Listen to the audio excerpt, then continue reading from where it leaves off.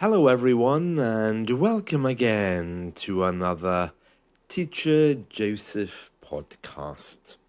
Today, we're going to talk about idioms related to getting married. And we're doing that because after returning to work last week, after the Christmas and New Year holidays, a few of you appeared with rings telling me that your husbands or wives asked you to get married, or more appropriately, asked you to marry them. Yeah, they didn't ask you to get married to somebody else, they asked you to marry them. So we're going to look at some idioms about getting married.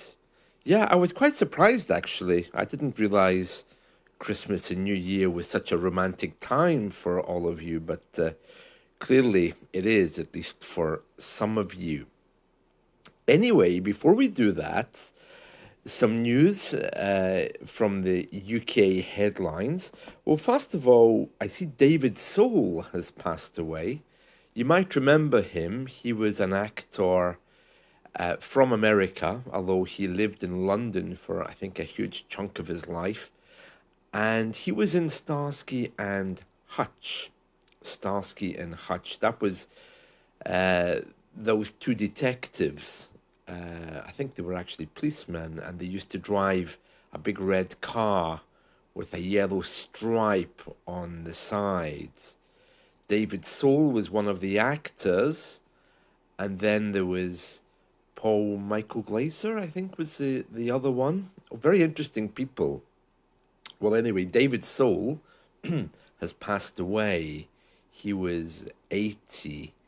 If you don't remember him from the TV show Starsky and Hutch, you might remember him as a singer.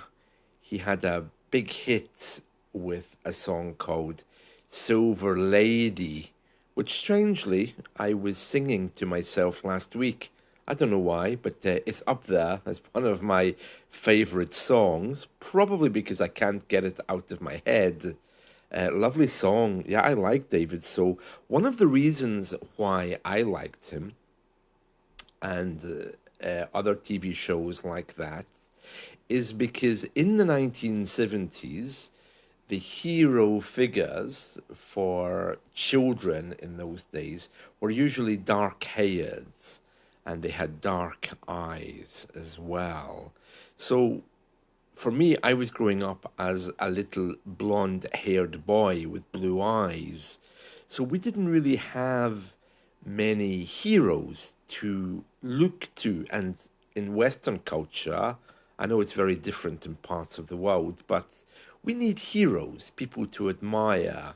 And if you look at, for example, Superman, Spider Man, and all of these kind of heroes, they were all dark haired with dark eyes. So little blonde haired boys didn't really have any hero figures. So Starsky and Hutch, Paul Michael Glaser had dark hair, and David Soul had blonde hair. It was the same with the Dukes of Hazzard. That was another one. They had one man with dark hair and one man with blonde hair. They were usually side characters. I mean, I think in Starsky and Hutch, Paul Michael Glaser was the lead character, and his friend, who was always with them, the second character, was the blonde-haired one. It was always like that. So that's why I liked David Soul. Yes, yes. But anyway, that's just a little headline from today's news. Another headline is that the Spice Girls, if you remember them, that was that band from the 90s, which was part of the Britpop movement. They're being honored by appearing on our postage stamps. Now, you might remember last year I was telling you that another pop group, I can't remember which one it was, I think it was Iron Maiden, they also were on our postage stamps for a while. Our postage stamps regularly feature characters not only from British life, but just celebrated figures from around the world. You don't really see them so much on letters. You see them more being collected. So the post office sells them, and when you're posting a letter, you can ask, you can say, "Oh, can I have one of the new stamps, please?" Or can I have uh, whatever pictorial stamps you have at the moment. At Christmas, I try to do that when I'm sending postage stamps abroad. I often go to the post office with my Christmas cards and I say, "Excuse me, can you use pictorial stamps? Because I think people from other countries would appreciate that." I mean, the fact that I have to ask probably says something in itself. But quite often they just tell me no, they don't have any. But these postage stamps can be used on letters, but you can buy them in special packs if you collect stamps. And they're producing some of the Spice Girls. Uh, that was Posh Spice, Scary Spice, Sporty Spice. Yeah, it's something now in history, isn't it? So they'll be appearing on our postage stamps. So if you get a letter from the UK in the coming days, you might see the Spice Girls on there. Probably not. I think these days the post office uses more automated and generic stamps they can just print off. But you never know. If you're lucky, you might see one on a letter from England if you get one. Anyway, let's get back to our subject of the day, idioms relating to marriage. Yeah, it seems you're all at it over the holiday period. You're all getting married. Well, you're all getting asked about marriage, it seems. Yeah, when someone asks you to marry them, the way you say that is they propose to you. So, for example, a man might say, "I proposed to my girlfriend last night." The girl might say, "Oh, I love my husband, whatever, Simon, so much. He proposed to me." Or she could use the passive and she could say, "Oh, I was proposed to last night." So it's always the verb proposed. Yeah, my boyfriend proposed to me. Although these days it could be my boyfriend, even in a same sex couple, or two women, she proposed to me if you're a woman. So you can use propose for any type of marriage.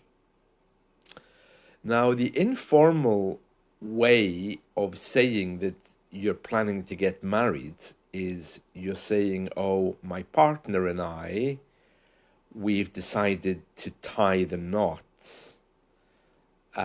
Or did you hear? Um, uh, I'm tying the knot with my boyfriend. But it's more common to say, "Did you hear? John's tying the knot," or "Sylvia's tying the knot." We never use the passive. So we don't say they're getting the knot tied. We just say, "Oh, John's tying the knot." More commonly, though, of course, if you know both of the names, you could say, "Oh, John and Sylvia, they're tying the knot next week." Or there's a collection at work, two of our colleagues are getting married. John from accounts is marrying Sylvia from customer services. Yeah, they're tying the knot next week. So to tie the knot is one of the most common ways you can talk about someone or two people getting married. And this comes from an ancient tradition where the bride and groom's hands were tied together as a symbol of their union here in the UK. So I don't think that's so common in America because they don't, of course, have ancient traditions. Well, they probably do from the Native Americans, but they're kind of a new country, aren't they? So you hear tie the knot a lot here in the UK, and that would be the usual way of saying that somebody's getting married. Oh, Jack and Ian are tying the knots. Sandra and Elizabeth are tying the knot. So you can use it with any type of marriage, tying the knot. The other way we usually say that in the UK, and this works in American English as well as British, you can simply say you're getting hitched. It's exactly the same as tying a knot. This informal idiom simply means to get married. And apparently, this comes from the idea of tying horses to a hitching post. So if you've ever watched a John Wayne movie, you know when they tie the horse up, they hitch the horse. They also hitch wagons, don't they? That's a famous proverb, hitch your wagon to a star, which means have great ideas. Let your ideas go up towards the sky to make you unstoppable. So yeah, to get hitched, that's very common as well. So, oh yeah, Jack and Ian are getting hitched, and John and Sylvie are getting hitched. And it seems, yeah, many of my students, well, at least 3 or 4 of them, over the Christmas period have decided to tie the knots or to get hitched. Yeah, I never really thought of Christmas as being romantic, but maybe that's just me. Okay, so there are other phrases as well. The really traditional formal way of talking about getting married is to give one's hand in marriage, but that would be something the priest would say at the wedding ceremony is not very common. So I wouldn't use that one. Apparently, in African American culture, and you'll get this if you've watched any Afro American movies, they use the expression to jump the broom. Now, I've heard that here a few times, but if someone said that to me on the streets, if someone said, "Oh, did you hear John's jumping the broom?" I would assume that he's escaping from prison or something. I wouldn't automatically associate that with marriage, but apparently jumping the broom is very common. I have heard it before, and that comes from a wedding tradition where the bride and groom jump over a broom to symbolize the sweeping away of the old and welcoming the new. And by the way, bride is the woman, groom is the man.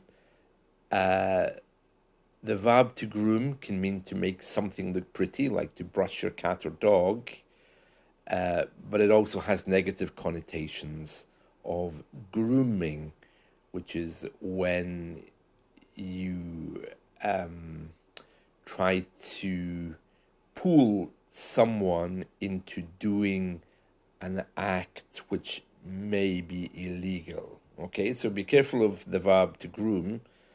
If you hear anything about a person who is grooming somebody, it means that they're intending to commit some kind of criminal offense, usually with someone who's too young to understand what's happening. Okay, so forget about the verb to groom, but the bride and groom is all about the man and woman who's getting married. Of course, here in the UK now, people generally don't get married, they just live together. And that's more common now than getting married is. A lot of people really just don't want the trappings of marriage, so it's easier to live together. Within British culture, it's much more common. I remember in the 1990s, let's see, my grandmother died in 1992, and I remember talk at that time about how members of the family couldn't live together while she was alive because she would never have approved of it. It was something that they recognized was still morally wrong. But I think now nobody cares. In fact, I think most of my neighbors are probably living together The way you know if someone is living together, of course, is they won't refer to their husband or wife as husband or wife because they're not married. They'll refer to the person they're living with as their partner or companion. That's usually a clue. Although some people do that when they're married. I refer to my other half as partner quite a lot. Also, there's other ways you would know. I think you can just pick it up. You can just sense it. I mean, it doesn't matter. These days, people who live together have exactly the same rights. So why would they want to get married? Well, if you have children for inheritance purposes, and also to get your children into school and to be recognized as parents, it would often be more convenient to get married. Also, when you look at medical records and who has access to them, and if you go into hospital and who can visit you, of course, marriage would be, much more convenient because it saves a lot of very awkward questions, I think. So there are reasons why people feel that they want or need to get married. People who aren't getting married, but they're going to move in together, they usually talk about settling down. This phrase doesn't exclusively refer to marriage, but often includes it as part of the broader idea of transitioning into a stable, more predictable lifestyle. Okay, so if someone says, "Oh, did you hear about John and Laura? They're settling down together or starting their new life together." That's another phrase you might often hear. So those are the main idioms which are all about marriage and settling down. Yeah, there was one the other day. She came on the system and she said, "Oh, I'm getting married. We are tying the knot." Well, she didn't know that idiom. I had to tell her what that was, of course, because she's not British. And she was showing me the ring. Uh, you know, Usually, well, in some cultures anyway, including the UK, you have an engagement ring. That's when you make a promise to get married to each other. And then when you get married, you have the wedding ring. So she's showing me this engagement ring. And she said, "Isn't it beautiful?" It looked tiny. And she said it has I think she said 3 diamonds in it. And I'm looking and I said, "I can't see the diamonds." And she said, yeah, it says diamonds. I said, "Really? Where?" And she's like holding this ring up to Skype. And "I'm sorry," I said, "I don't see the diamonds." And she said, "Yeah, look, there's 3 diamonds." And so she eventually took a picture, enlarged it, and sent it over. And there were these 3 tiny stones. And I'm thinking, "Oh, you might at least have got something that you can see with the eye, without having to put it under a microscope, you know." By the way, when you're talking about things that you can see with the eye, you usually use the word naked. Things you can see with the naked eye. Like, for example, if you're looking up at the sky tonight, you want to see what planets you can find with your naked eye. So that just means without the help of a telescope. All right, so I'm looking at this ring. I couldn't see any diamonds. I mean, I know my eyesight's not the best. But yeah, I was thinking he might at least have bought something a bit bigger, you know? And apparently she's getting to choose the wedding ring. Well, that'll certainly cost him a bit of money if he's letting her choose. But anyway, yeah, that was the story of the wedding ring. So if you are getting married soon, I wish you a lifetime of happiness. Yeah, there we are. Okay, so that's the idioms about marriage. So I hope you've enjoyed this. Let's talk again soon. And I wish you all a wonderful day, whatever you're doing. Bye.